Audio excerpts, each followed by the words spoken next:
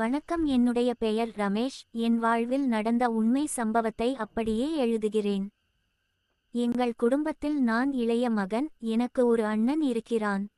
அவனுக்கு திருமணம் ஆகி 6 ஆண்டுகளாகிறது. 5 வயதில் ஒரு மகள் இருக்கிறாள்.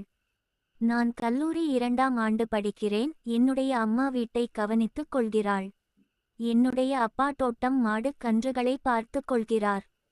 என்னுடைய அண்ணி வீட்டு வேலைகளை கவனித்துக் கொண்டு பாப்பாவையும் கவனித்துக் கொள்வாள். அண்ணியின் பெயர் மதிவதனி. மிகவும் நல்ல குடும்பத்தைச் சேர்ந்த பெண். அதிகமான வெளி உலக அனுபவம் கிடையாது. எங்கள் குடும்பத்தை நன்றாக கவனித்துக் கொள்வாள். என்னுடைய அண்ணன் சாப்ட்வேர் இன்ஜினியராக பணியாற்றுகிறான். அவனுக்கு தற்போது பிரமோஷன் கிடைத்து வெளிநாடு செல்ல உள்ளான்.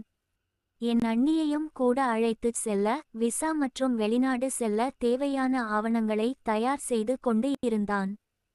பாப்பா ஸ்வேதாவை எங்களுடன் விட்டுச் செல்ல இருந்தனர். அவள் பள்ளி படிப்பை இந்தியாவில் படிப்பதையே விரும்பினர். அவள் எனக்கும் செல்ல பிள்ளை தான். அண்ணன் வெளிநாடு செல்வதற்கு 2 நாள் முன்புதான் தெரிந்தது. அண்ணிக்கு விசா கிடப்பதில் சில சிக்கல்கள் இருந்தது. அதனால் அண்ணி அண்ணனுடன் செல்ல இயலவில்லை. அன்னிக்கான விசா இன்டர்வியூ அடுத்த 2 வாரம் தள்ளிப்போனது. அண்ணன் மட்டும் புறப்பட்டு செல்ல வேண்டி இருந்தது. அண்ணி 2 வாரம் கழித்து பிறகு செல்ல வேண்டிய நிலை ஏற்பட்டது. பள்ளிக்கூடம் விடுமுறை காலம் என்பதால் ஸ்வேதா பாப்பா எங்காவது வெளியில் சென்று வரலாம் என கூறினாள். அம்மாவை தொடர்ந்து நச்சரித்தாள். அம்மா ப்ளீஸ், நீங்க இன்னும் 1 வாரத்துல வெளிநாடு போயிருவீங்க, நாம எங்காவது டூர் போகலாம் என கூறினாள். என்னுடைய அம்மாவும் அவள் சின்ன பிள்ளை தானே, ஆசைப்படுகிறாள், நாம போயிட்டு வரலாம் என கூறினாள். அனைவரும் சேர்ந்து ஊட்டி போகலாம் என முடிவு செய்தோம். என்னுடைய அப்பா வெளியில் எங்கும் அதிகம் வரமாட்டார். அவர் காடுகளையும் மாடுகளும் பார்த்து கொள்ள வேண்டியிருந்தது. அதனால் நானும் என் அம்மாவும் அண்ணி குழந்தை என 4வரும் புறப்பட முடிவு செய்தோம். அதற்கான வாகனங்களையும் ஊட்டியில் தங்குவதற்கு தேவையான அறைகளையும் முன்கூட்டியே பதிவு செய்தோம். 2 நாள் ஊட்டியில் அனைத்து இடங்களையும் சுற்றி பார்க்க திட்டமிட்டோம். புறப்படும் நாள் அன்று காலையில் என் அம்மா எதிர்பாராத விதமாக மாடிப்படியில் கால் வழுக்கி கீழே விழுந்தாள். பாதத்தை கீழே ஊன்றி நடக்க முடியவில்லை. ஊட்டிக்கு என்னுடைய அம்மா வர முடியாத நிலை ஏற்பட்டது. அதனால் அண்ணி இன்னொரு நாள் ஊட்டிக்கு செல்லலாம், இம்முறை வேண்டாம் என கூறினாள். ஸ்வேதா பாப்பாவின் முகம் வாடியது. அதனால் அம்மா, நான் வராவிட்டால் என்ன, பாப்பா முகம் வாடி போயிரும். அதனால நீங்க போயிட்டு வாங்க, அதுவும் இல்லாம புக் செய்த பணமும் வீணாகிவிடும். நீங்கள் சென்று வாருங்கள், நான் இன்னொரு நாள் வருகிறேன் என கூறினாள். அண்ணி பிடிவாதமாக இல்லை அத்தை, நீங்கள் இல்லாமல் வேண்டாம் என கூறினாள்.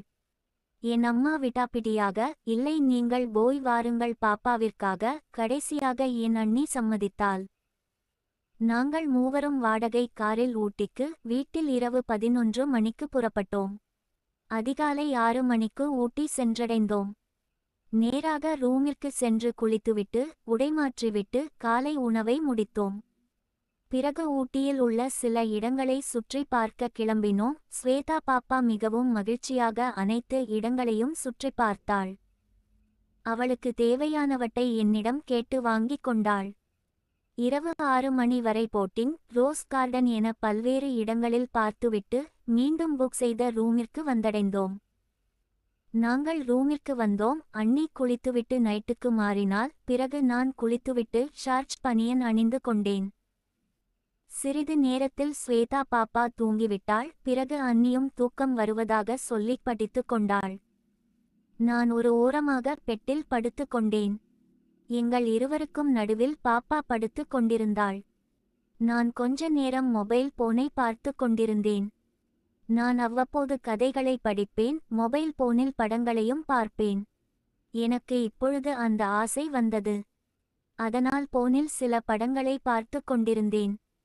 கொஞ்ச நேரத்தில் அண்ணி, ரமேஷ் நீ என்ன பண்ற, என்ன பார்த்துட்டு இருக்க என்ன கேட்டதும் எனக்கு தூக்கி வாரி போட்டது. ரமேஷ், எதுவும் இல்ல அண்ணி, போன்ல யூடியூப் பார்த்துட்டு இருக்கேன் என சொன்னேன். அண்ணி, நீ என்ன பாக்குற என பின்னாடி இருக்கிற கண்ணாடியில் எனக்கு நல்லா தெரியுது. ரமேஷ், எனக்கு பின்னால் கண்ணாடி இருப்பதை நான் மறந்து விட்டேன்.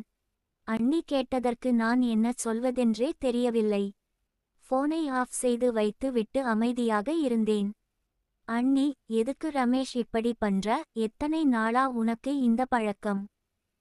ரமேஷ், என்ன மன்னிச்சிடுங்க, தெரியாம பண்ணிட்டேன். அண்ணி, எதனால நீ இப்படி பண்ற? ரமேஷ், அண்ணி என்ன தப்பா நினைக்காதீங்க. காலேஜ்ல பசங்க இந்த மாதிரி புக் எல்லாம் படிப்பாங்க, எனக்கும் கொடுப்பாங்க, நானும் அத படிச்சேன். ஒரு சிலர் பசங்க போன்ல இந்த மாதிரி எல்லாம் பார்ப்பார்கள். அவங்க கூட சேர்ந்து நானும் பார்க்க ஆரம்பிச்சேன். அதை என்னால விட முடியல, என்ன மன்னிச்சிடுங்க அண்ணி. அண்ணி, எல்லா பசங்களும் பாப்பாங்களா? ரமேஷ், இல்ல, ஒரு சில பசங்க, ஒரு சில பொண்ணுங்க. அண்ணி, பொண்ணுங்களும் இதை பாப்பாங்களா? ரமேஷ், ஆமாங்கண்ணி பாப்பாங்க. கிளாஸ்ல யாரும் இல்லாதப்ப பசங்க மடியிலேயே வந்து உட்கார்ந்து பேசிட்டு இருப்பாங்க. அப்ப பசங்க இதுதான் சாக்குன்னு விளையாடுவாங்க. அண்ணி, என்ன விளையாடுவாங்க? ரமேஷ், அது வேண்டாம் அண்ணி, சொல்ல முடியாது. அண்ணி, அப்படி என்னடா ரகசியம்? பரவால்ல சொல்லு. ரமேஷ், அண்ணி, அது வந்து. அண்ணி, சொல்லுடா. ரமேஷ், நானும் பதற்றத்தில் சொல்லிவிட்டேன். அண்ணி எதுவும் பேசவில்லை. அவனிடமிருந்து இந்த வார்த்தை எதிர்பார்க்கவும் இல்லை. கோபமானால், ஆனால் எதுவும் பேசவில்லை. ரமேஷ், சாரி அண்ணி, என்ன மன்னிச்சிடுங்க, என்னால கட்டுப்படுத்த முடியல, அதான் அப்படி பண்ணிட்டேன். அண்ணி பொறுமையாக கூறினாள். ரமேஷ், உனக்கும் காலாகாலத்தில் எல்லாம் நடக்கும், அதுவரை ஒழுங்கா படிப்பை மட்டும் பாரு. ரமேஷ், சரி அண்ணி, நான் இனிமேல் அப்படி பண்ண மாட்டேன், என மன்னிச்சிடுங்க. அண்ணி, சரி, படுத்து தூங்கு. ரமேஷ் பாத்ரூம் சென்று விட்டு வந்து மீண்டும் படுத்துக்கொண்டான். சிறிது நேரம் கழித்து அண்ணியும் பாத்ரூம் சென்றாள். வெளியே வந்தவள் கோபமாக என்னிடம், அண்ணி, உள்ள என்னடா பண்ணி வச்சிருக்க? ரமேஷ், அண்ணி, அது வந்து என்னால கண்ட்ரோல் பண்ண முடியல அண்ணி. பாத்ரூம் முழுவதும் அவன் கஞ்சியை சிந்தி வைத்திருந்தான். அண்ணி, உன்னோட நடவடிக்கை எனக்கு சுத்தமா பிடிக்கல. ரமேஷ், அண்ணி, என்னால கண்ட்ரோல் பண்ண முடியாமதான் அப்படி பண்ணிட்டேன், ப்ளீஸ் அண்ணி. எப்பவோ கொஞ்சமாதான் வரும், இந்த டைம் தான். அண்ணி, என்ன இந்த டைம்? ரமேஷ், ஒன்னும் இல்ல அண்ணி. அண்ணி, இல்ல, என்னன்னு சொல்லு. ரமேஷ், இந்த டைம் உங்கள நினைச்சன், அதான் அவ்வளவு அண்ணி. இதை கேட்ட அவளுக்கு கோபம் தலைக்கு ஏறியது. ரமேஷ், கண்டிப்பா இனி அப்படி செய்ய மாட்டேன், என்ன நம்புங்க. அவள் எதுவும் பேசவில்லை. அமைதியாக கண்களை மூடி படுத்து விட்டாள். அவளால் அதை ஏற்றுக்கொள்ள முடியவில்லை. தூக்கமும் வரவில்லை. சிறிது நேரம் கழித்து கண் விழித்து பார்த்தாள். நான் பெட்டில் இல்லை. எழுந்து பார்த்த அவளுக்கு அதிர்ச்சி.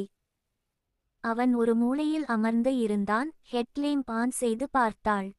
அவன் கண்களில் தண்ணீர் வந்து கொண்டிருந்தது. அண்ணி, டேய் ரமேஷ், என்னாச்சு? எதுக்கு அழுவுற? ரமேஷ் பதில் பேசவில்லை. அண்ணி, என்னாச்சு சொல்லுடா. ரமேஷ், ஒன்னும் இல்ல, நீங்க போய் படுங்க. அண்ணி, அழகுற அளவுக்கு என்ன நடந்துச்சு சொல்லு. ரமேஷ், என்னோட உணர்ச்சியை யாரும் புரிஞ்சுக்க மாட்டேங்கிறீங்க. கொஞ்ச நேரத்துக்கு முன்னாடி அப்படி ஆயிருச்சு, என்னால கண்ட்ரோல் பண்ண முடியல, அதான் அப்படி செஞ்சன். அண்ணி, சரி, அத விடு, போய் படுத்து தூங்கு. ரமேஷ் திடீரென எழுந்து, அண்ணி, உங்கள ஒரு டைம் கட்டி பிடிச்சுக்கிறேன் அப்படின்னு சொல்லிட்டு திடீர்னு அவளை கட்டினான். இதை அவள் சற்று எதிர்பார்க்கவில்லை. அவனை தள்ளிவிட முயன்றாள். ஆனால் அவனை விளக்க முடியவில்லை. அண்ணி, டேய் ரமேஷ், என்ன விடுடா. ரமேஷ், என்னால உங்க முகத்தை பார்க்க முடியல. என்னோட ஒரே ஒரு ஆசை அண்ணி, இன்னைக்கு நைட்டு ஃபுல்லா நான் உங்கள இப்படி கட்டி புடிச்சு மட்டும் படுத்துகிறேன். எதுவும் பண்ண மாட்டேன். என்னோட அன்புக்காக மட்டும்தான் அண்ணி, வேற எதுவும் தப்பா இல்ல அண்ணி. அண்ணி, ஃபர்ஸ்ட் விடு. ரமேஷ், சரின்னு சொல்லுங்க ப்ளீஸ் அண்ணி, சரி விடு. ரமேஷ் அவனது பிடியை விடுவித்தான். ரமேஷ், அண்ணி, என்னோட உணர்ச்சியை சொல்றேன், என்ன ஃபர்ஸ்ட் புரிஞ்சுக்க ட்ரை பண்ணுங்க ப்ளீஸ். அண்ணி, அவன் செய்வது மிகப்பெரிய தவறு என்றாலும் அவன் மிகப்பெரிய உணர்ச்சி பிடியில் சிக்கித் தவிக்கிறான் என்பதை உணர்ந்தாள். ரமேஷ், உங்கள் ஒரே ஒரு டைம் உங்க சம்மதத்தோட கட்டி புடிச்சுக்கிற. ப்ளீஸ் அண்ணி, ப்ளீஸ் ப்ளீஸ், ஒரே ஒரு டைம் மட்டும். அண்ணி எதுவும் பேசவில்லை. மீண்டும் மீண்டும் கேட்டுக்கொண்டே இருந்தான்.